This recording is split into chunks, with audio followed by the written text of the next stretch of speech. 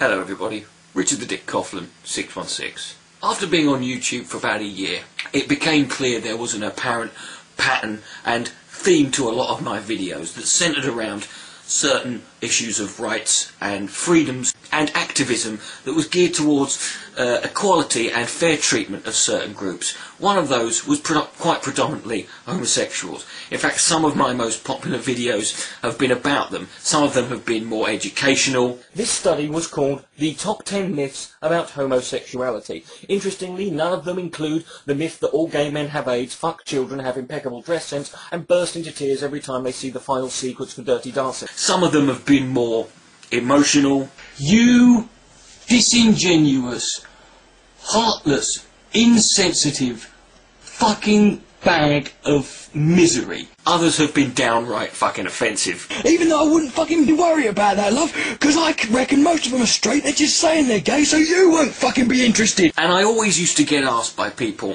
why do you do so many gay videos? What's with all the gay vids, man? Well, I'll tell you. At the age of 19, for those of you who have had the glory of seeing me from head to toe, you'll notice that I often on occasion have a habit of dressing and appearing to be what some people might call a bit fruity. This is perfectly fine. It's something I always used to do on purpose. I'm a skinny, pasty white guy. I've got all the machismo and testosterone-fueled, hairy, bollocked, fucking animalistic male tendencies of a piece of boiled celery. I played into that sort of fashion and that kind of appearance of looking like I did. I wore skinny tight jeans, I wore skin tight leather jackets, I wore vests, I got tattoos on my arms, I had long hair, either that or when it was shaved fucking off. I would go out looking as gay as a fucking Christmas tree. And I did this on purpose, because I was always getting called gay. And I don't like to say the word accused. I hear that people say that all the time. I was accused of being gay, as if that's some sort of negative accusation. Someone should automatically label you. You're fucking gay. Yeah? Want me to prove it to you? But one night, when I was walking home, looking particularly spangly, I walked down an alleyway. That's not a metaphor, by the way. I walked down a literal alleyway, and I ended up having the shit kicked out of me by a group of, I think it was 4 lads, I can't really remember, who had been in a bar looking at me funny purely because of the way I was dressed, of my clothing, of my appearance, of my demeanour. It was of nothing more than that. But as I laid there with my head swollen and my sort of mouth bleeding there and my ribs aching, I kind of had this revelation in my head as to why I think bigotry of any description is the most pointless and destructive and absolutely vile form of human nature. And it is part of human nature. But I'm not going to be one of these people who says that bigotry is always learned. I don't think it is. I think it's a natural instinct for us to hate and be fearful and aggressive and be scared and intimidated by that which we view and don't understand. And I knew at that point that no matter what I was, it didn't matter. It's what people perceived me to be. And whether or not I was gay or not didn't matter, because I just laid there on the floor knowing that at that moment I was in a position. I had walked a day in the shoes of someone who has to live like that, openly, in places that are much more hostile than where I come from. I bind the spirits of darkness. I take authority over the principalities and powers of hell. I bind the strong men in Jesus' name.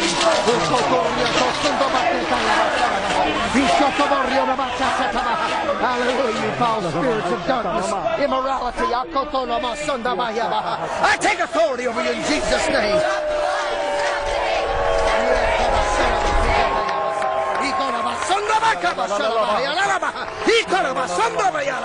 And the argument always comes down to, well, is homosexuality natural or is it a choice? Well, if it was a choice, I would have fucking done it by now. I'm 31 years old. I've been bored enough times to fucking get down to the point where I'm bound to have given it a go. So it's not a fucking choice. You cannot say, I was born this way. I don't care what scientists say. But whether it's natural or not doesn't even seem to be an argument to me. It's not an argument as to whether it's natural or not, because whether it's natural or not doesn't fucking matter. What people want to do with each other is their own fucking business. But the reason there's so many gay people now is because it's a chemical warfare operation. I have the government documents where they said they're going to encourage homosexuality with chemicals so that people don't have children. In many ways, our bigotry and tribalism that leads to things like homophobia are unfortunately natural, instinctive responses to things. They are things that scare us because we don't understand them and because we've never been exposed to them enough to fully comprehend what these things entail and who these people who represent this group actually are. The homos don't think people have freedom of speech. This guy's showing you right here what the homosexuals think of the U.S. Constitution. Whether something's natural or not doesn't fucking matter, because nature doesn't always get things fucking right. Nature fucks things up. We know this. We can look at the world and look at the great things nature has given us, and know that nature doesn't get things right. But the difference is, we do not always have to bow down to our nature. We can change our nature.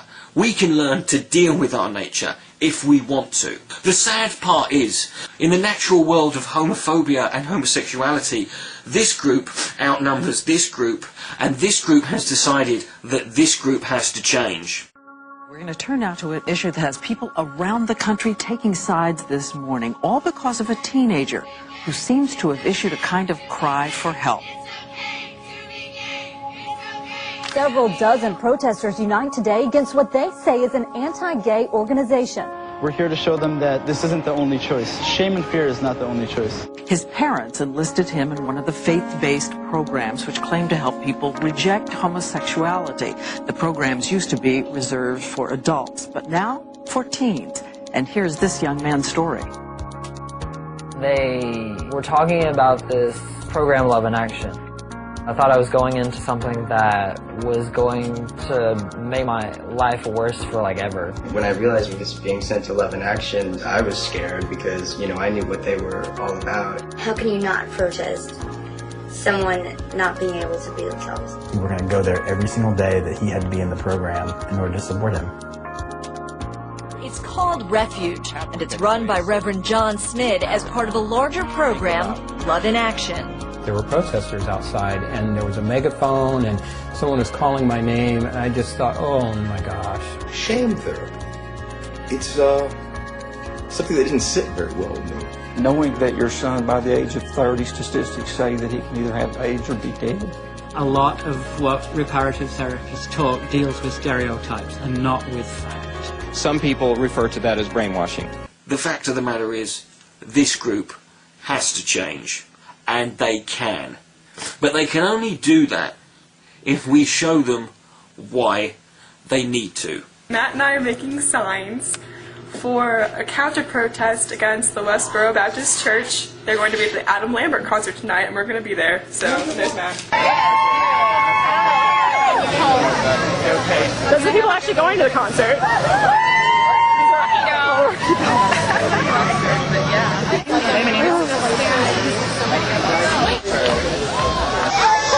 He's going away now. The Westboro Baptist Church didn't show up, but Adam Lambert did.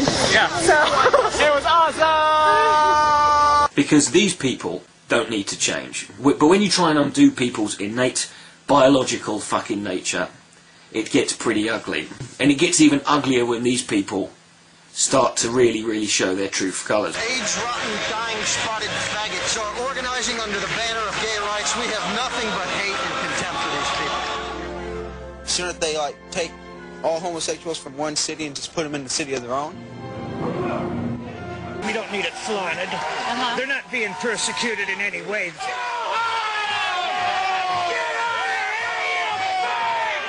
The internet has given us this great forum by which loads of people like myself and many others can sit here and we can stand here and tell people and show people that we don't need to be scared. We don't need to be afraid. What are you going to be scared of?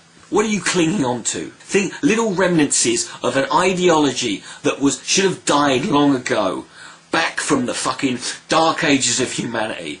That you want to cling on to, because you feel that's the one thing that defines you, and if you let that go, God forbid you should acknowledge that you're wrong about something, because that would be acknowledging that your God is wrong. I believe in what they believe in, marriage between a man and a woman, not between a woman and a woman, a man to man.